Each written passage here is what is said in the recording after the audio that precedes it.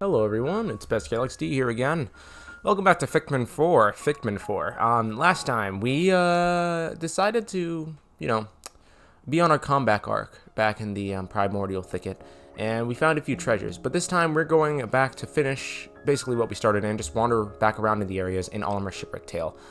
I don't have anything else to say. Let's just do it because I've actually really hated recording videos for Olimar's Shipwreck Tale because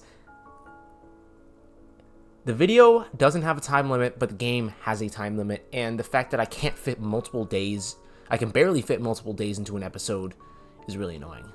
But, let's do this. Okay, so I'm going to be dropping right back into the Sun-Speckled Terrace for this, as there are a few other things I can take care of here. Sorry, off screen. Oh god! I ate a bunch of these ghost pepper chips. And I just said, oh, do I have blue Pikmin. I just said, oh, yeah. These things are light. They just taste like barbecue chips. Boy, was I wrong. Anyway, I did mention multiple times in the span of a few days that I would like to increase my content, just do more things on the channel. Because I'm sure you guys are maybe tired of Pikmin already. And I've already been experimenting that with all the Fortnite junk I've been doing. And the occasional Splatoon video. Oh, wait, this is the guy who liked us earlier, so I can't kill him. Unless he has a treasure. But I was thinking, I did mention replaying one of my favorite Smash Brothers games, Super Smash Brothers for 3DS and Wii U. Mainly the Wii U one, because I'm not gonna figure out a way to jury-rig an entire 3DS. Because I often play on official hardware, though if I'm forced to emulate, I will emulate. But like, I've been actually playing... What the heck? Oh, okay. I've been actually playing Smash Brothers for Wii U lately. I've been playing that because, the kick of fighting Master Core isn't... You can't get that same feeling anymore for playing Ultimate. Yeah, the bosses are cool. Got some pretty cool bosses, but, they're kind of dulled by the fact that you can't rematch them. You have to play the entire story mode again if you want to fight a boss, which is a little stupid. I personally dislike that about Ultimate, and since they're not getting any more content updates at all until we get a new Smash game, if you want to refight any boss, you're going to have to either, one, play the story mode again, or two, redo Sephiroth's entire classic mode route. Which I know nobody wants to do, because, I mean, Sephiroth is a pretty good character, but I want to fight through the game as a character that I actually play as. Also very interesting, this entire area needs to be dried up. Can I Ochi up here? Can I use moss? Sure I can't, okay. Gotta find a way to knock that down.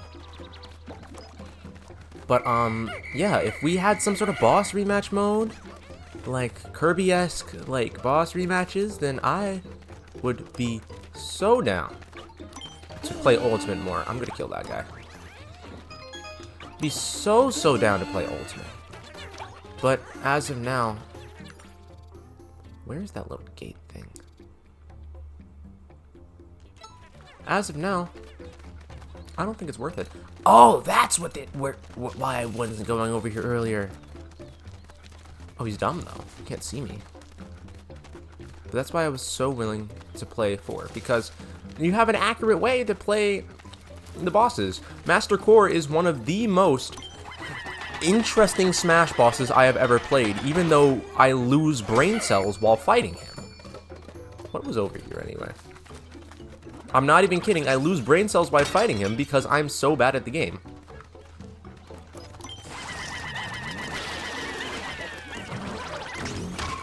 And I want him to be easier, but I've been on the road to Master Core or Master Fortress. Spoilers for the game, by the way. In the classic mode, if you play 8 difficulty or higher, you will receive, instead of fighting normal Master Core with all of his forms, after you kill him, instead of turning into his little stupid ball form that apparently will kill you if you don't kill it within a few minutes, it will turn into Master Fortress, a far more difficult variation of the fight. Master Fortress is just straight, like, the worst. If you fought Master Fortress before, you'd understand exactly what I'm talking about. But basically, it's just a big ol' like maze thing that you have to fight through with ludicrous traps everywhere. Like, they'll spawn enemies on top of you, which I can deal with. Enemies can be knocked out and like and they can die. But when you got guys shooting lasers at you from halfway across the map, that's not something I like. I don't like that. I don't like being knocked around because I couldn't see a single enemy.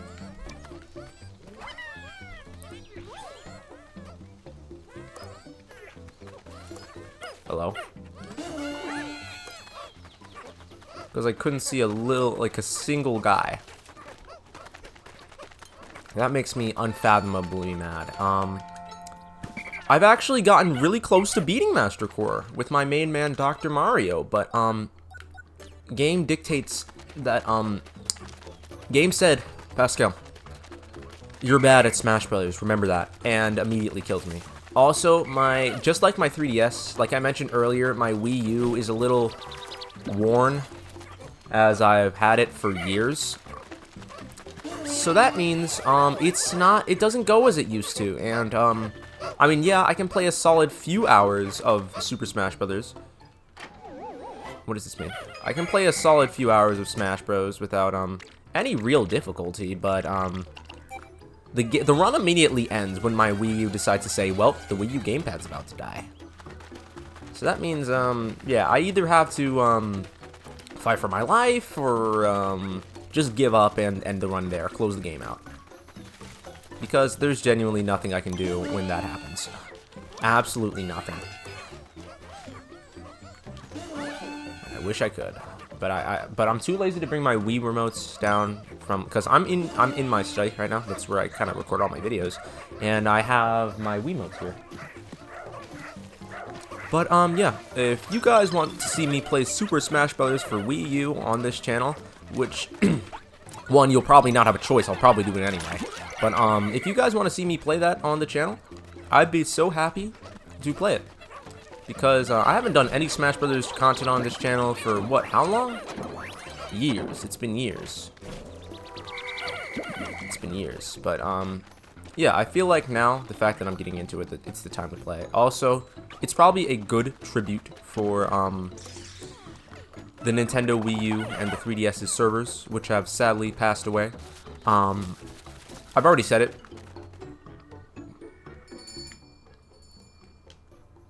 He's frozen back there. Oh, I love memory saving techniques in video games.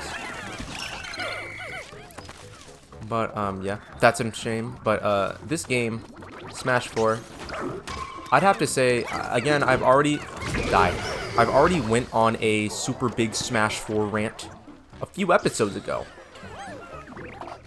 And I already said it was one of my all-time favorite Smash Brothers games. Because these games are the most content-rich Super Smash Brothers games since Brawl. I already said it was one of my all-time favorite Smash Brothers games. Because of Master Core alone, and custom moves.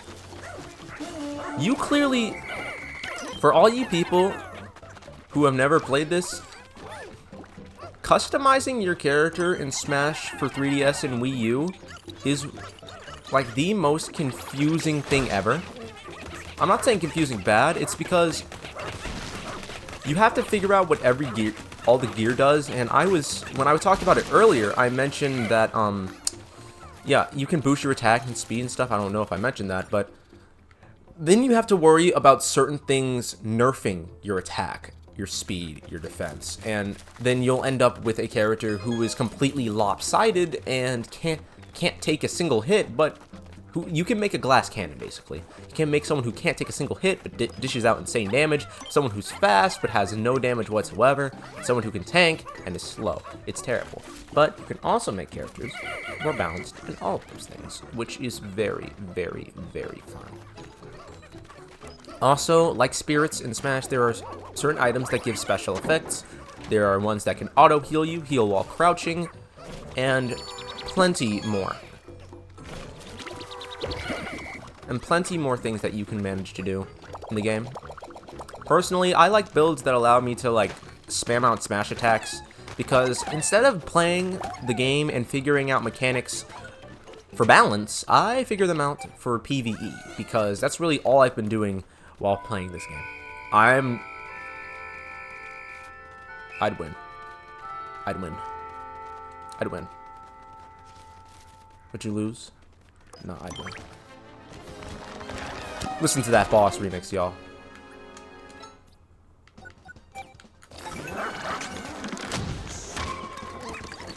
Get him right here, right now.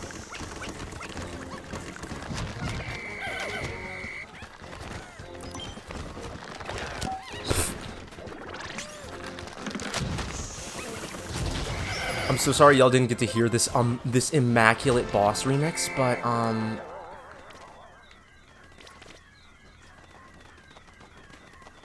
I just wanted to kill him quickly because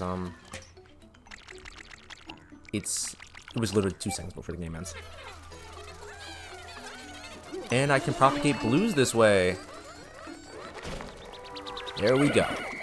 That's free blue Pikmin right there. And I basically did everything I wanted to in this area for this episode. Oh, I gotta pluck these real fast, though. Come on, guys.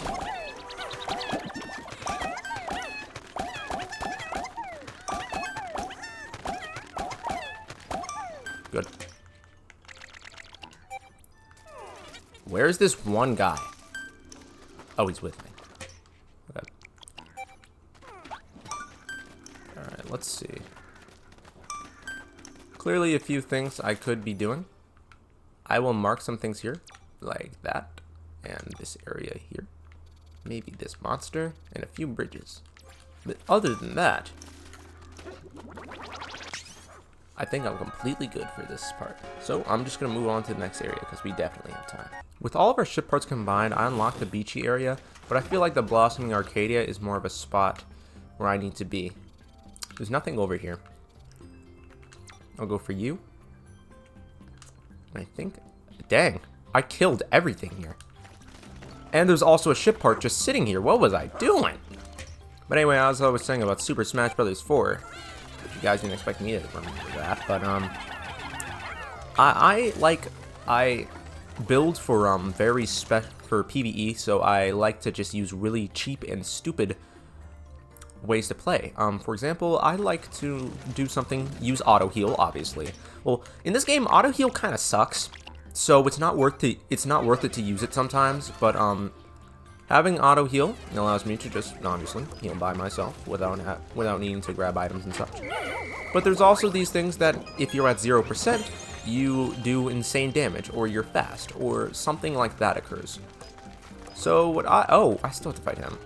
What I managed to do is I combined auto heal with that miraculous ability, with my miraculous healing ability. So that means, in some cases, I need waters, great. In some cases, I can just heal back to full and then become as strong as I possibly can. That mechanic, like that idea, is inherently really, really fun. But there's obviously a clear... Go away! I don't want to fight you right now. There's obviously a clear downside to it. Which is that I can't do anything until I'm full health again. I can't do anything until I'm full health again, so I basically become useless. Go around him.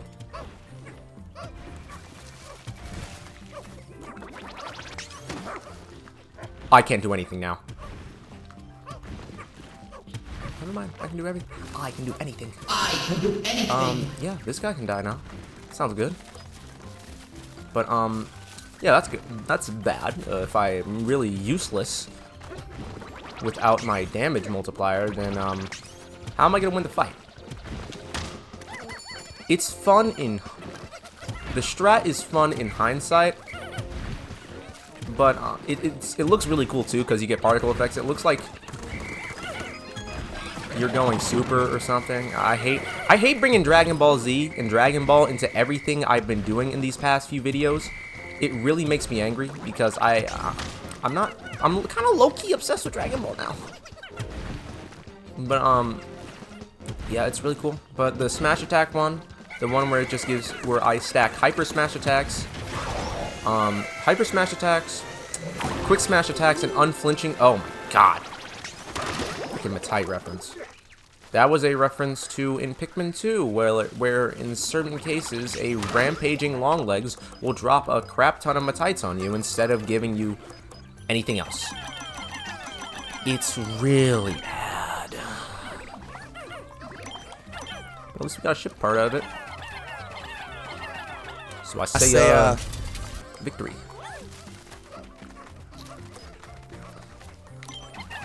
But there are also a lot of good kits too. I remember last time I played it before I got back on my Resurgence arc, I played a lot of Game & Watch. But that's another thing. When you're fighting bosses, especially if you're going to fight Master Core, you need characters with reflects, absorbs, and ways to heal midway through the fight. Because if you're like me and you're going by default to 7 difficulty, meaning it's basically you get Master Core, you fight through every phase besides Master Fortress, you'll need some way to have health. Because there's this guy called Master Beast. Master Beast is a big old dog and he hits hard. It's like a truck, actually. If you're not careful, he can hit you with chip damage attacks. That's fine. The chip damage is okay. But, oh! Demon leaves! Demon leaves! Kill him! He'll hit you with a bunch of chip damage attacks. But then, right after that, he'll get really close. He'll come into your ear and whisper, say goodbye to your stock. And if you're in one stock, say goodbye to your run. Because with his go into the background and bite you to death attack, you're not coming back from that if you have more than 60%. You lose. So, that's no fun. And also, but once you get past him, you have to deal with Master Edges, which is, he's pretty easy. But if you get caught in any of his strong slashes, then kiss that run goodbye. Because you're not surviving for any longer. You're not surviving for any longer than that. His big ol' slash attack really is the bane of my existence. If you get caught in it once, you're gone. Especially at high... Okay, these guys are just living. Especially at high percents. It makes me increasingly angry. I feel like...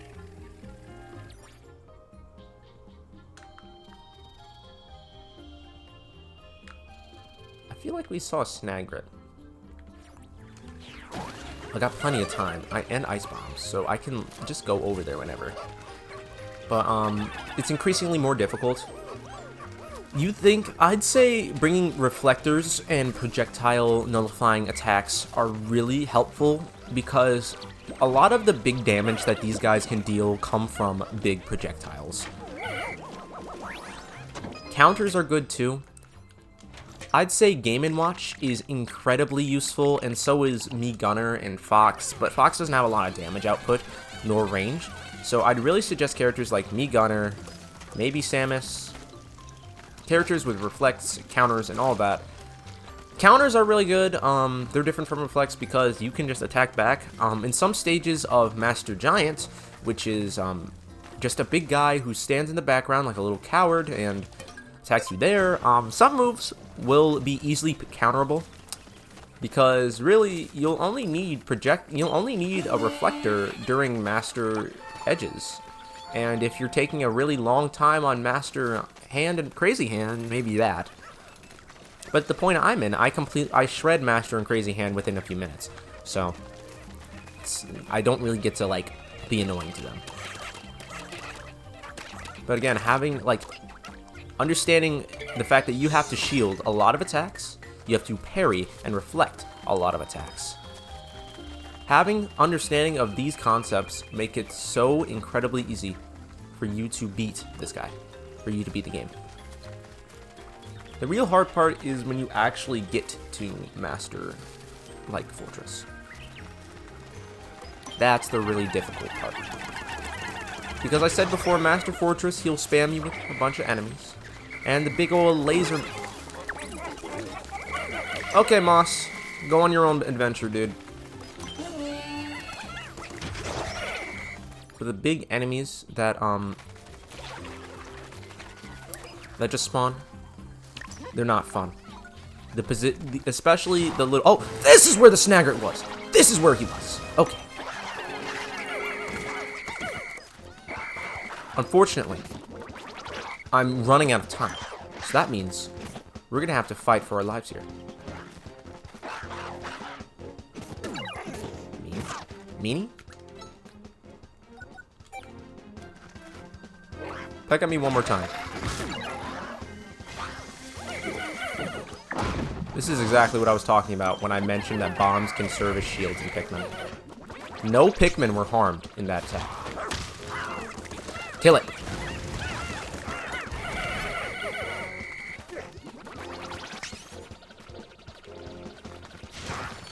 Boom. Let's get this guy delivered, and I'll see if I can do some things and just get this episode over with. Okay, so what I did, that ship part was collected. I also propagated Pikmin a little bit. So, oh man, that's a lot.